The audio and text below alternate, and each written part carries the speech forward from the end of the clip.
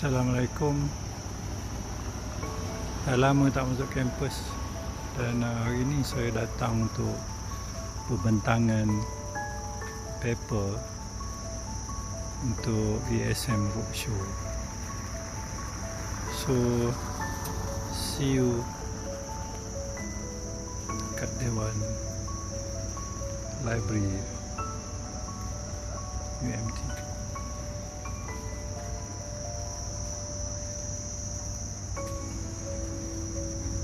Ini dia ASM banner.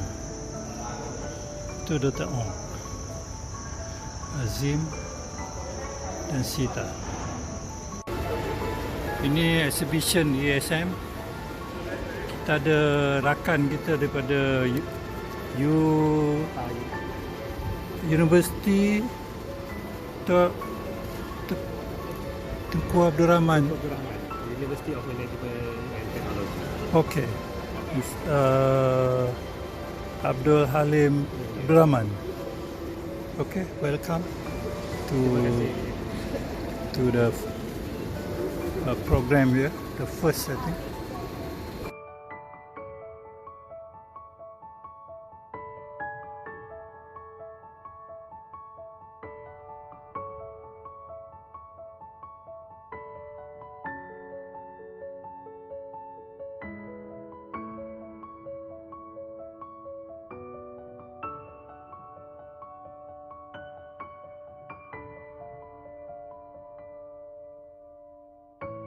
Fellows of the Academy of Sciences Malaysia, members of ASM Expert Network and East Coast Chapter, deans and faculty members of Universiti Malaysia Terengganu, distinguished guests, ladies and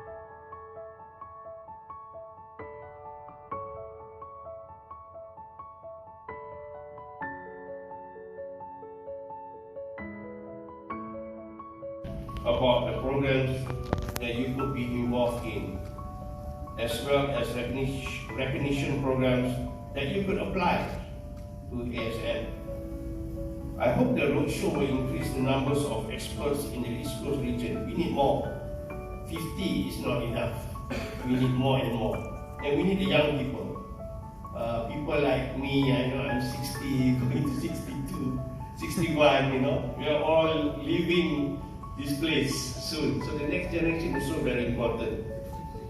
And there are many platforms such as the Young Scientist Network ASM, Top Research Scientist Malaysia, and ASM Associates that you could explore. Thank you for organizing this, the organizing team. I know they have been very busy.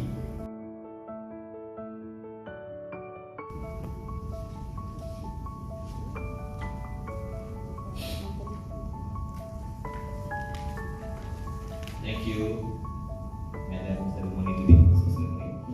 Bismillahirrahmanirrahim. Alhamdulillah alamin. Wassalatu wassalamu ala rasulillah. Assalamualaikum warahmatullahi wabarakatuh. Academy of Science Malaysia, East Coast Chapter, and of course my colleague, Mr. Dr.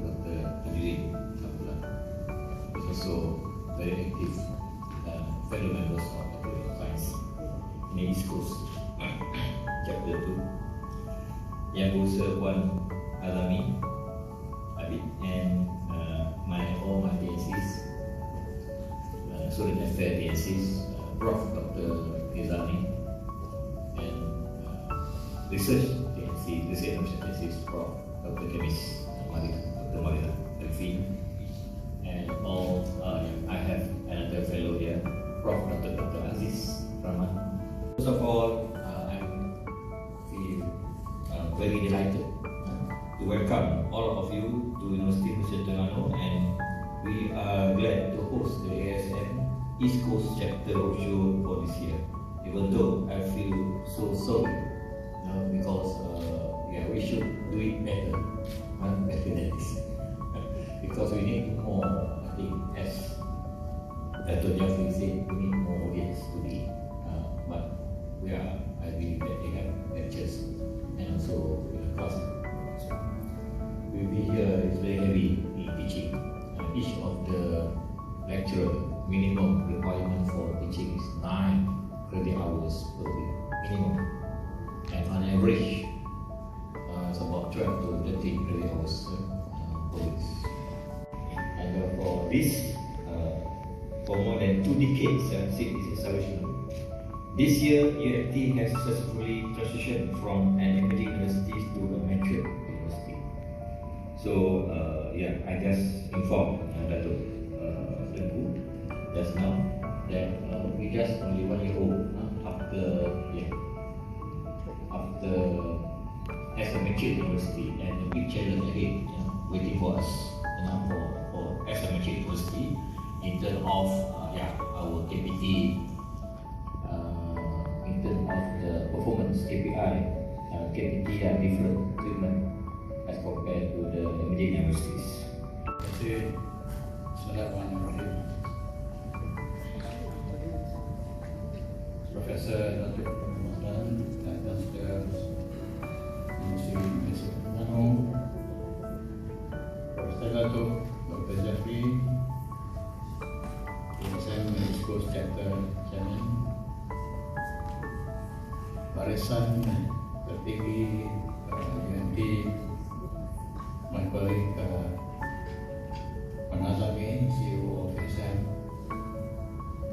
rekan-rekan yang saintis, and all scientists in the world. Thank you for coming. Well, it is actually in the act.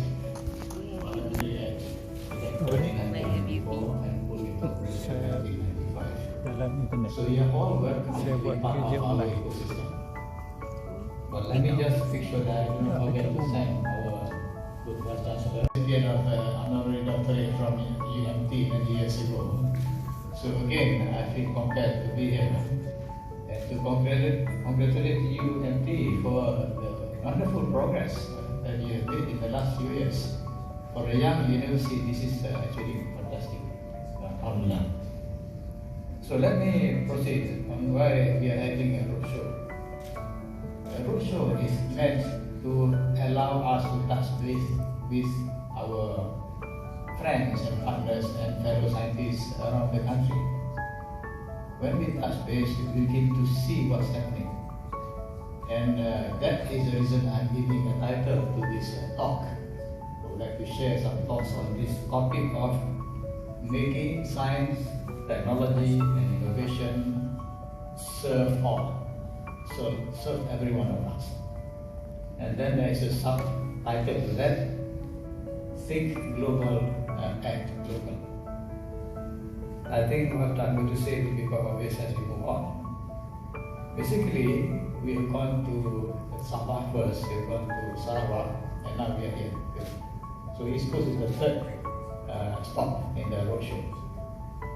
I will try to summarize what we saw when we were in Sabah and Sarawak, because there are lessons to be learned. Let me start first with change. I think we all know that change is upon us for many years now. And maybe 3 decades ago, I was monitoring this change because I was working in the field of information and communication technology. Seen from the technological point of view, this change is of course very transformative, very radical, and very huge. But when we look at it from another point of view, which is the content of ICT, it is actually information and knowledge. So there is a new term that the Prime Minister has used in the last few months. I'm going to use that term because I think it describes the situation much better than earlier manifestations, many earlier incarnations of this change process. He used the term post-normal times. The Malaysia commercialization year, and the PM started the speech by saying that I'm not going to read the text, I'm just going to speak off the cuff. And what he did was to say, okay, we are now facing post-normal times. Very interesting for me, because he went on to connect the economy, people, science and technology with post-normal times.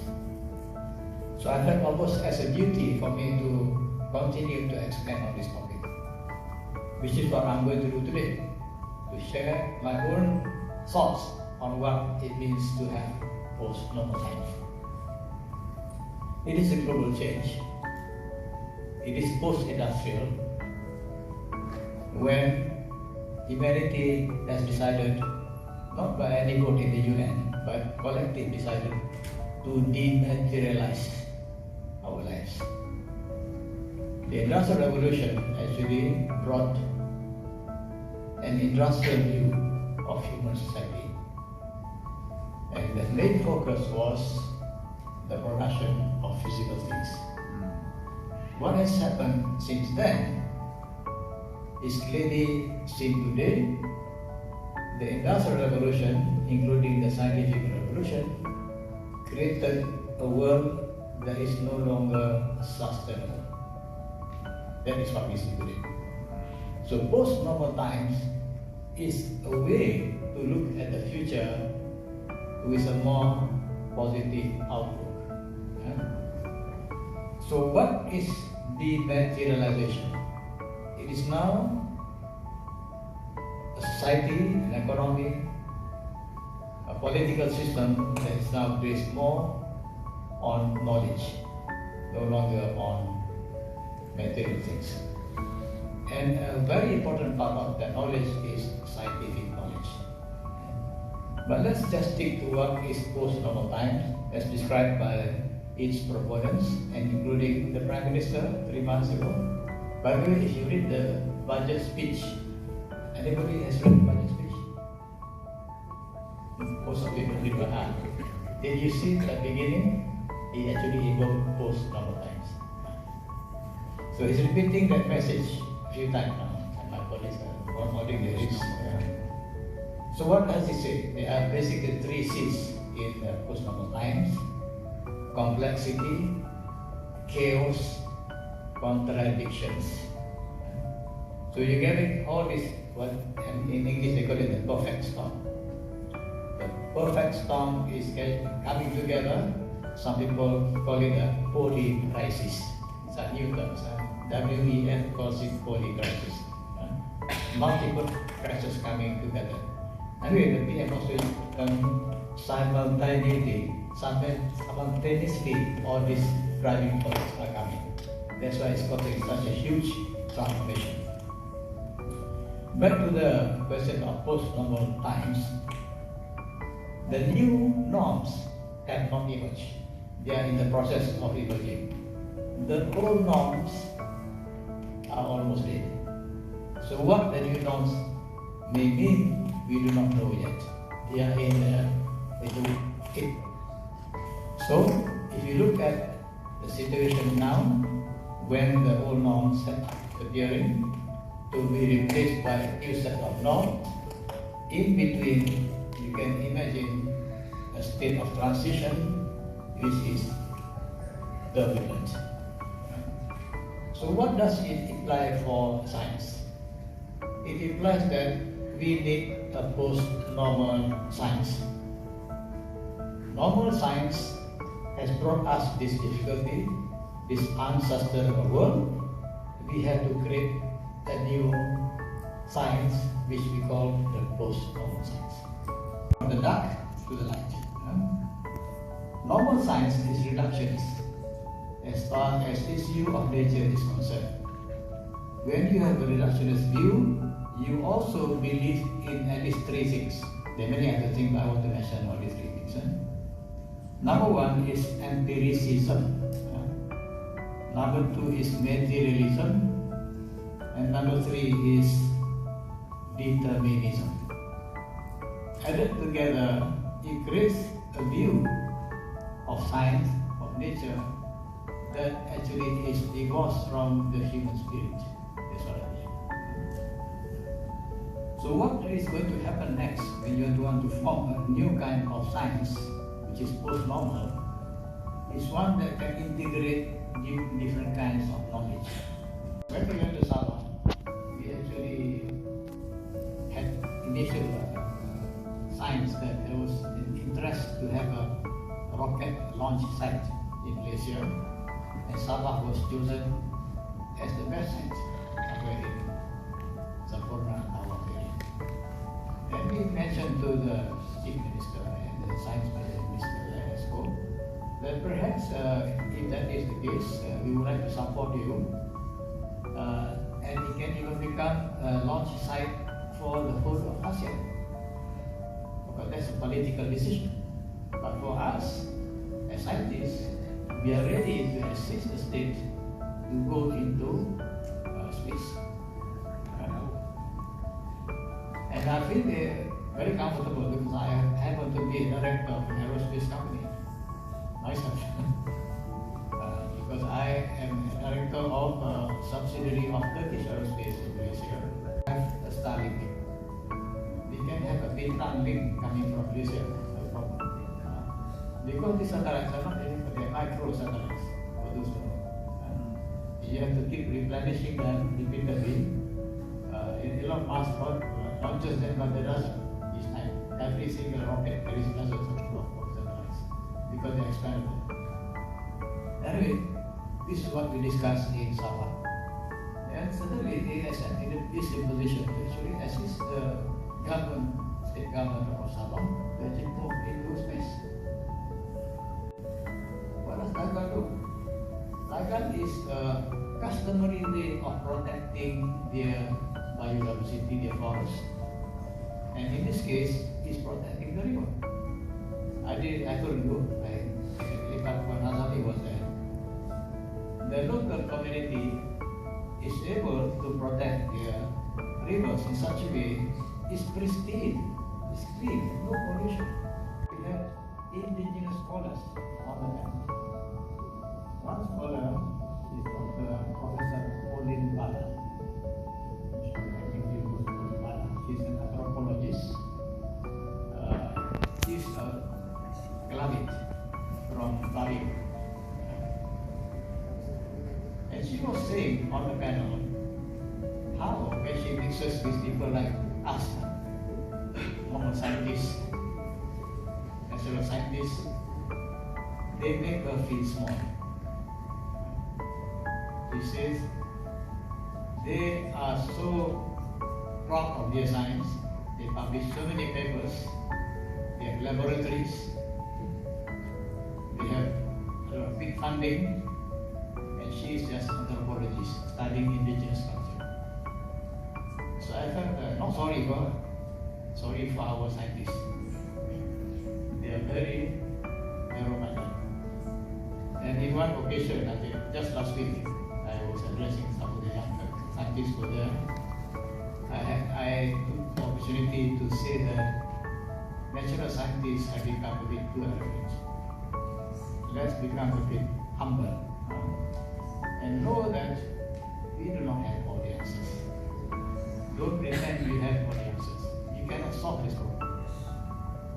To solve the problem that we face as a humanity, you need to craft every kind of thinking person. And that's only the one time when you can actually come up with total solutions. Engaged by the state government, very interesting.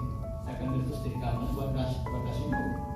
She goes around Sarawak, looking at all indigenous, knowledge, large and bring them to life in the modern setting. And if possible, monetize, commercialize and monetize. And the two complemented each other very, very well on the panel. The only person missing was the natural scientist. The people who make this sociologists and anthropologists feel very small. I have to say all this because I happen to be on this panel in the ASM in one of my former high risk from here. He was put him up as a fellow. And I saw for the first time this person, I will mention his name as a good fellow, with 15,000 citations. I've never seen anyone with 15,000 citations. I used to chair also UN. I was the chairman of the board of UN Sultanah. And I met this fellow, engineering also. He was telling me he has got a lab, and his lab produces a paper every 2 weeks. So you can imagine Pauline Bala, because this fellow will be super smart.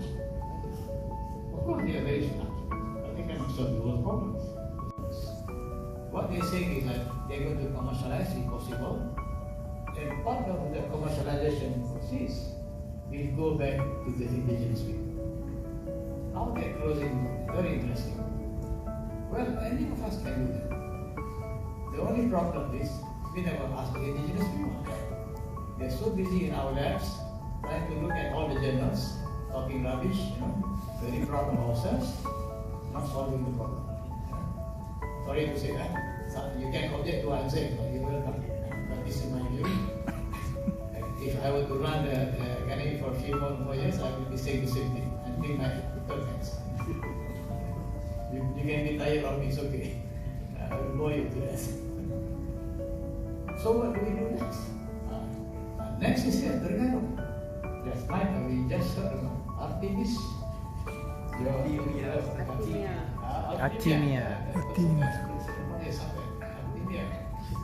These are the things that you should be looking at. And of course, in my previous life, I used to advise the Menteri Besar of Terengganu many years ago. At that time, we were interested in multimedia, so I actually advised the Menteri Besar. Terengganu people are very creative, artistic. Why don't we go into multimedia with an artistic spin?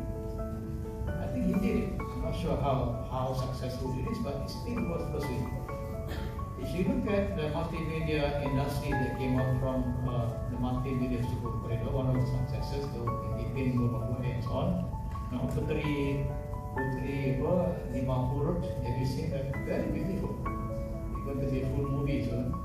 This is the result of 20-30 years of effort. Alamak.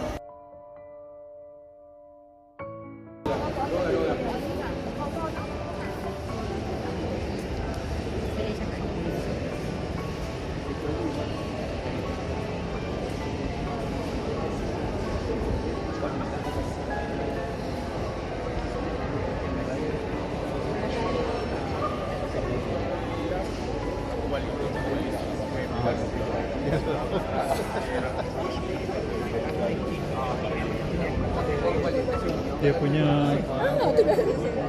sorry tadi member. Dia punya nomination date December. Hari tu you hantar pada siapa? Itu pada 2 tahun, 3 tahun lepas belum profesor lagi. Sebelum jadi profesor. Ada orang tak ada profesor pun jadi. Itu saya tak tahu. Saya rasa The Industrial Revolution, including the Scientific Revolution, created a world that is no longer sustainable. The Industrial Revolution, including the Scientific Revolution, created a world that is no longer sustainable. It's a talk. I would like to share some thoughts on this topic of making science, technology, and innovation serve all. So serve every one of us. And then there is a subtitle to that: Think Global, Act Global. So there is a new term that the Prime Minister has used in the last few months. I'm going to use that term because I think it describes the situation much better than earlier manifestations, many earlier incarnations of this change process. He used the term post-normal times. The Malaysia commercialization year, and the PM started the speech by saying that I'm not going to read the text, I'm just going to speak off the cuff. And what he did was to say, okay, we are now facing post-normal times. Very interesting for me, because he went on to connect the economy, people, science and technology with post-normal times. So I felt almost as a duty for me to continue to expand on this topic, which is what I'm going to do today, to share my own thoughts on what it means to have post-normal times. It is a global change. It is post-industrial, when humanity has decided, not by any vote in the UN, but collectively decided to dematerialize our lives. The Industrial Revolution actually brought an industrial view of human society. And the main focus was the production of physical things. What has happened since then is clearly seen today. The Industrial Revolution, including the Scientific Revolution, created a world that is no longer sustainable. That is what we see today. So post-normal times is a way to look at the future with a more positive outlook. So what is dematerialization? It is now a society, an economy, a political system that is now based more on knowledge, no longer on material things. And a very important part of that knowledge is scientific knowledge. But let's just stick to what is post-normal times as described by its proponents and including the Prime Minister 3 months ago. So what does he say? There are basically 3 C's in post-normal times: complexity, chaos, contradictions. So you get it, all this, and in English they call it the perfect storm. The perfect storm is coming together. Some people call it a poly crisis. It's a new term. WEF calls it poly crisis. Multiple crises coming together. Anyway, the PM also simultaneously all these driving forces are coming. That's why it's causing such a huge transformation. Back to the question of post-normal times. The new norms have not emerged. They are in the process of emerging. The old norms are almost dead. So what the new norms may mean, we do not know yet. They are in it. So if you look at the situation now, when the old norms are appearing to be replaced by a new set of norms, in between you can imagine a state of transition which is turbulent. So what does it imply for science? It implies that we need a post-normal science. Normal science has brought us this difficulty, this unsustainable world. We have to create a new science which we call the post-normal science. From the dark to the light. Normal science is reductionist as far as its view of nature is concerned. When you have a reductionist view, you also believe in at least 3 things. There are many other things, but I want to mention only 3 things. Number 1 is empiricism. Number 2 is materialism. And number 3 is determinism. Added together, it creates a view of science, of nature, that actually is divorced from the human spirit. That's what I mean. So what is going to happen next when you want to form a new kind of science, which is post-normal, is one that can integrate different kinds of knowledge. When we went to Sabah, we actually had initial science that there was an interest to have a rocket launch site in Malaysia, and Sabah was chosen as the best site in Sempurna our area. And we mentioned to the Chief Minister and the Science Minister that perhaps if that is the case, we would like to support you, and it can even become a launch site for the whole of ASEAN. But that's a political decision. But for us, as scientists, we are ready to assist the state to go into space. And I feel very comfortable because I happen to be a director of an aerospace company myself. Because I am a director of a subsidiary of Turkish Aerospace in Malaysia. I have a Starlink. We can have a bintang link coming from Malaysia, no problem. Because these satellites are not anything, they are micro satellites. For those who know. You have to keep replenishing them repeatedly. Elon Musk launches them, but there doesn't each time. Every single rocket there is dozens of satellites because they are expandable. Anyway, this is what we discussed in Sabah.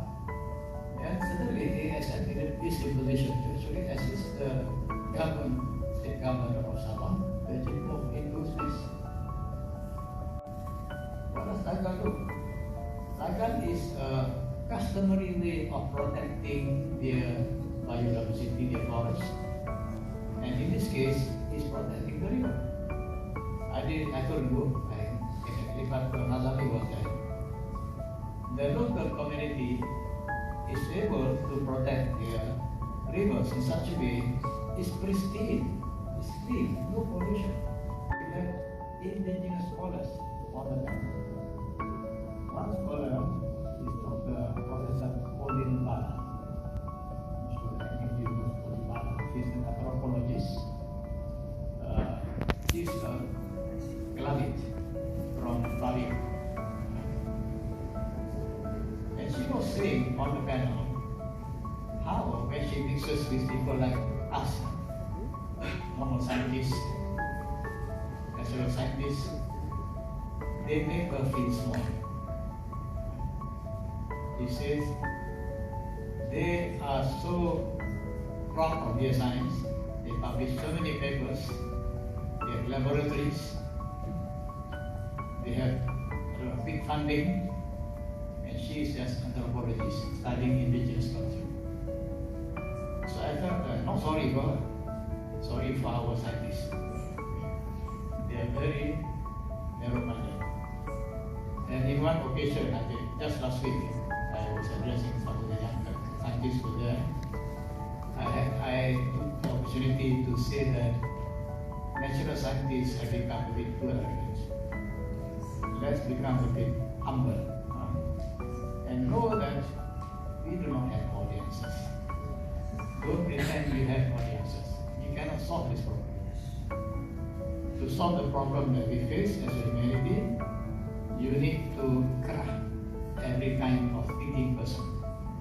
And that's only at one time when you can actually come up with total solutions. Engaged by the state government, very interesting. Second, the state government, what does she do? She goes around Sarawak, looking at all the indigenous, knowledge, large, gerak, and bring them to life in the modern setting. And if possible, monetize, commercialize and monetize. And the two complemented each other very, very well on the panel. The only person missing was the natural scientist. The people who make this sociologists and anthropologists feel very small. I have to say all this because I happen to be on this panel in the ASM in one of my former high-risk from here. He was put in up as a fellow.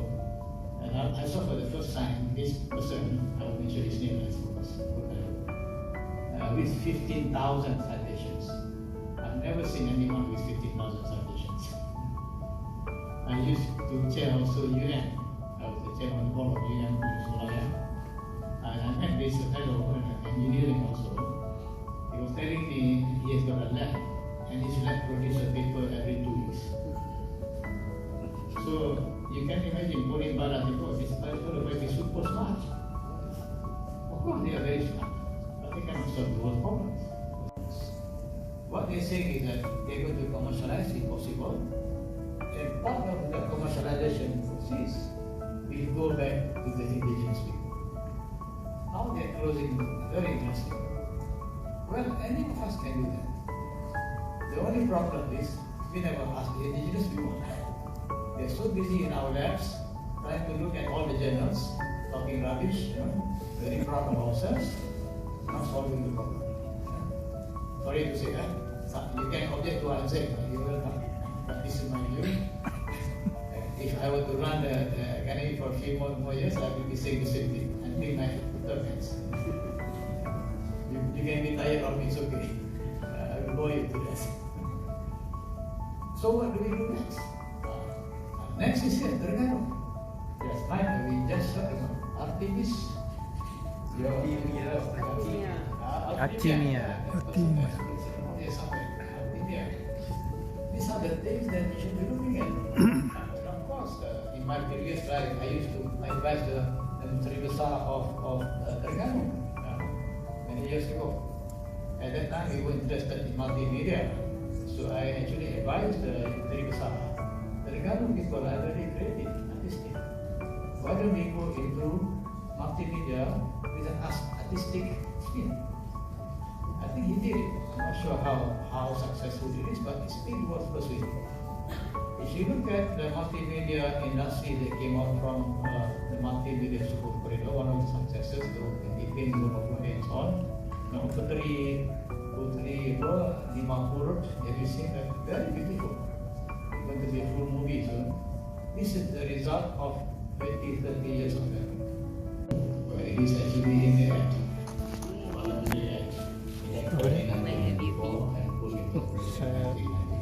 Dalam internet. So you all welcome Saya to be buat part kerja of our online. ecosystem. But let me just make sure that I don't forget to thank our good Vice-Chancellor.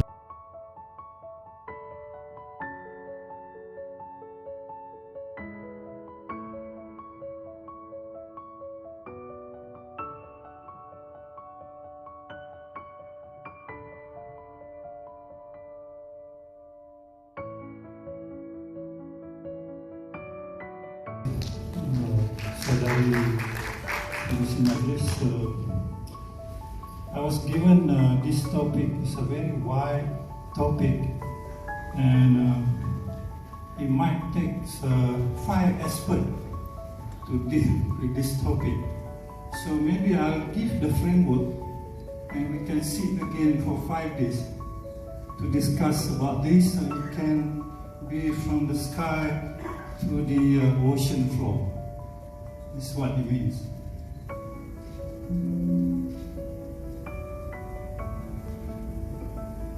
If you look at our constitution, some of the matters related to the environment are within the scope of both the federal and the state government.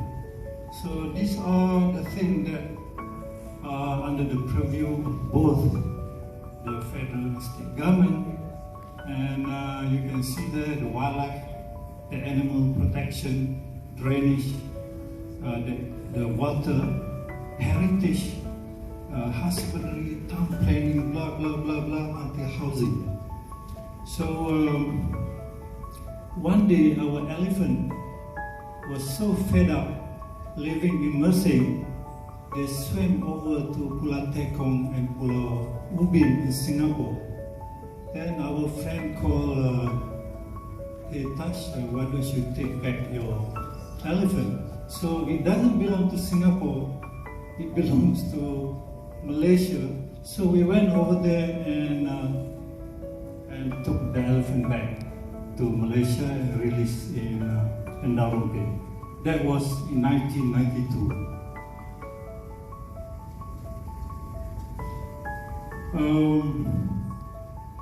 Again,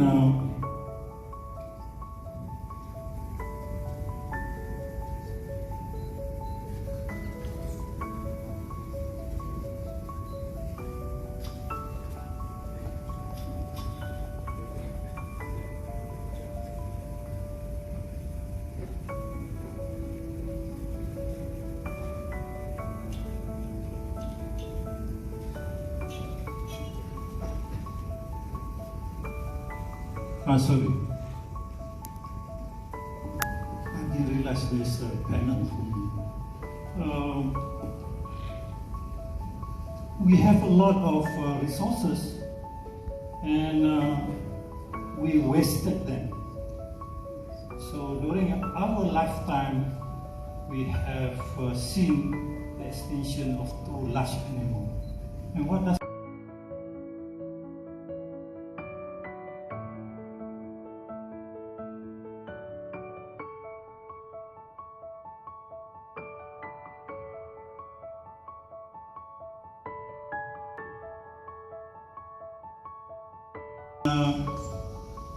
if you look at the physical resources, there are a lot. We have a lot of petrol, we have a lot of timber, we have a lot of rare earth. And this is not finite. So what we have now are those things that are given to us in trust for future generation. That means for my grandchild, great-great-grandchildren and so on.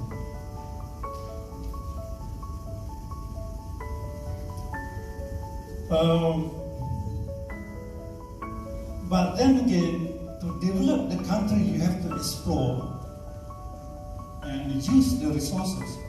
So we cannot say that, yeah, we have these resources and we should keep it. Then again, how on earth we are going to get money to develop this country? So we have to go on saving the forest, at the same time try to use in a sustainable manner. And we have rule and regulation.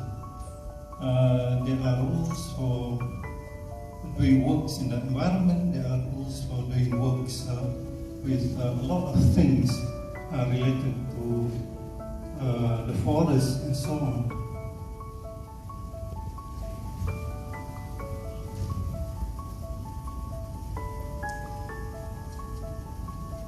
Not only the government putting a lot of effort and money, even the private sector are putting a lot of money for the protection of the environment. And they are doing this in order to preserve, protect, and also to have a lot of initiative for the environment. So if you look at the breakdown of how much money been spent by the industry player is in the billions, a lot of money, yeah? And even manufacturing sectors are also spending money in order to protect the environment.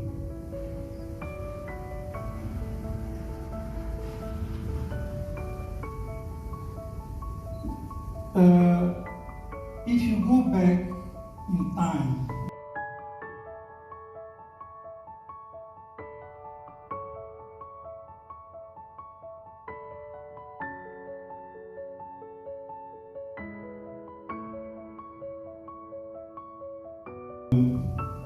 they have some bearing on the entire Tasik Chini Biosphere Reserve.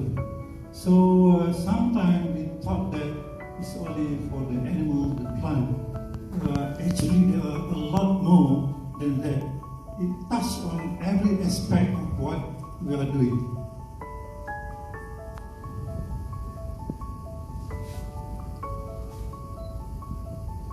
If you go back in 1992, we had the CBD in Rio, and that was when we first discussed about conservation of biodiversity, and then now they are talking about the SDG 2030. Then later on they have this 2030 target in which you are going to save about 30% of what is in land and what is in the ocean by the year 2030. So the others are the policies in Malaysia, and there are also other initiatives like the Central Forest Pine, Heart of Borneo. Recently, the Majlis Biodi Pahang had their own Majlis Biodi Pahang 3030. So they discussed that with a lot of experts, and the majority come from Singapore.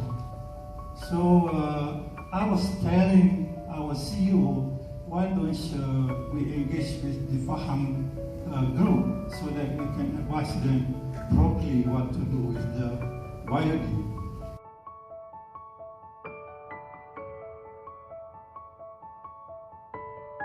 Triangle Initiative, covering about 4 million square miles, and the coverage is from South Asia to the Pacific, and it involved about 120 million people who are dependent on the ocean.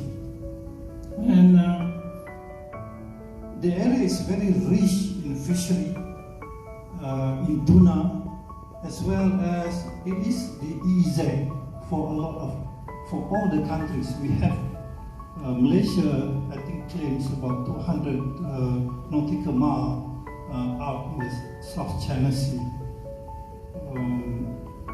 And in terms of the global perspective, this will have a very big impact because a lot of the resources are in this area, and you can see the future of fishery will be in this area.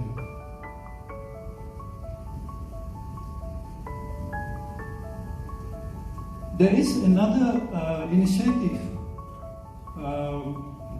that people are trading carbon.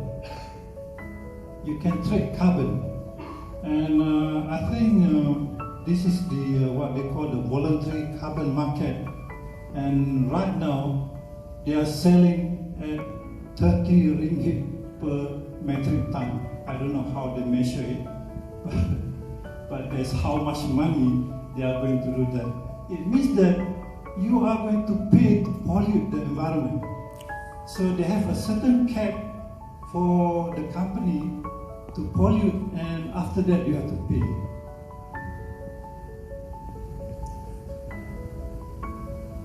I'm going to give you an example of the hotspots that we have in Malaysia. I would give the Tun Mustafa Marine Park as the #1 hotspot in Malaysia. It's a huge area covering the district of Kudat, Marudu and Pitas. And within this area, the resources are being used, also being conserved, and they are for the well-being of the society. The fishermen, those people who are farming the weeds and so on.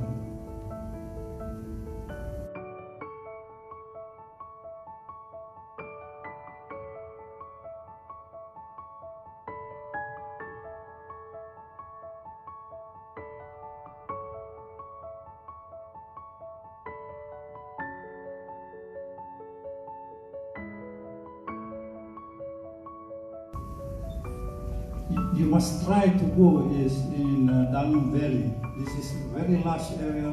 This is the second best in the world, and this is where you might spend 7,000 ringgit to stay for 5 nights. And people are giving away 7,000 ringgit to go there. And you don't have television, no WhatsApp message. You have nothing there. And the best part is that you are going to be exposed to whatever is there. They have a very professional birder, hikers and so on. And also you can do rock climbing. If you remember Kate, Princess Kate, so she went there after her wedding. I think she conceived there, something like that.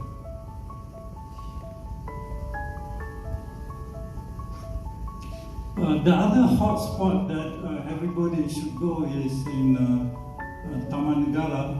It's also huge with abundance of plants and animals.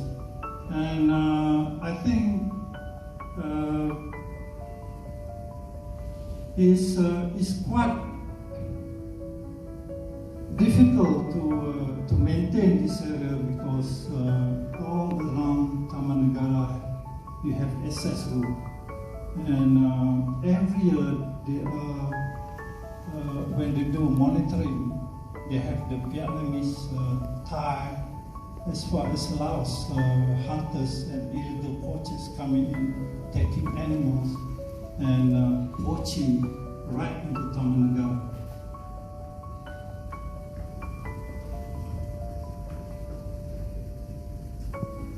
I was fortunate to meet Mohd, who is an orang asli Semelai in Tasik Bra. Tasik Bra is a Ramsar site, and I sat with her for a few hours, and she would tell me stories that she is like a PhD, having a PhD, and she would tell me what time to plant paddy, what time to harvest, when to look for fruits, when to go looking for tubers, and so on. And this is the sort of ecological knowledge I think this morning our president talks about that is now being eroded. So there's no more or a few more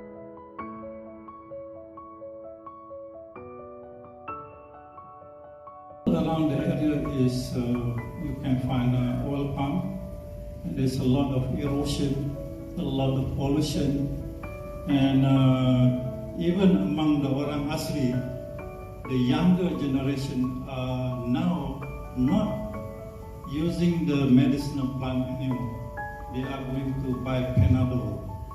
Previously, if they are sick, they would just take any of the plant and would cure the disease. But now, even the orang asli have that problem to maintain their knowledge and also livelihood.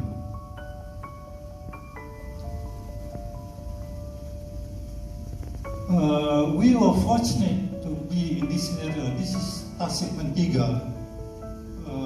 You have heard about the extinction of animal, and this lake is going to be extinct soon. So all around the lake is oil palm plantation. There's no buffer zone. There's no protection. And according to the orang asli, the people come over there and just dump oil palm slush in the area. So if ASM is serious of making a showcase, this is where we should go. Try to rehab the area and bring back to its former glory. So there are a lot of benefit in the long run, but we are facing with our political masters, irresponsible managers who are using or who would abuse the right of access to the area. So a lot of the political masters, their life, shelf life is about 4 to 5 years. So they maximize that time to harvest a lot of the thing around the kampung, the forest, the lakes, the rivers, and so on. So I remember before the year 2020, I was saying that if we are able to swim in Sungai Kelang, then we are going to be in the First Nation.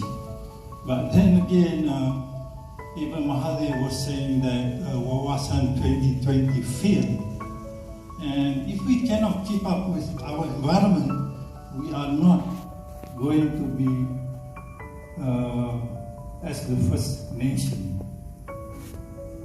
So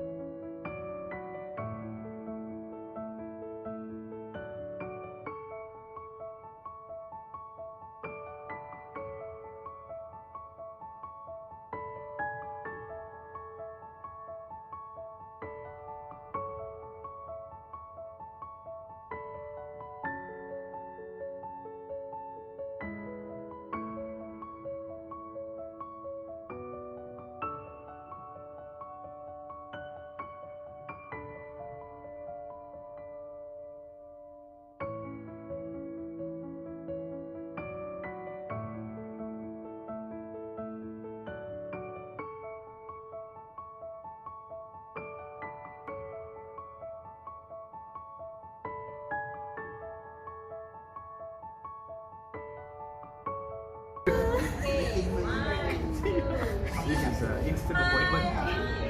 Dia like saya takut.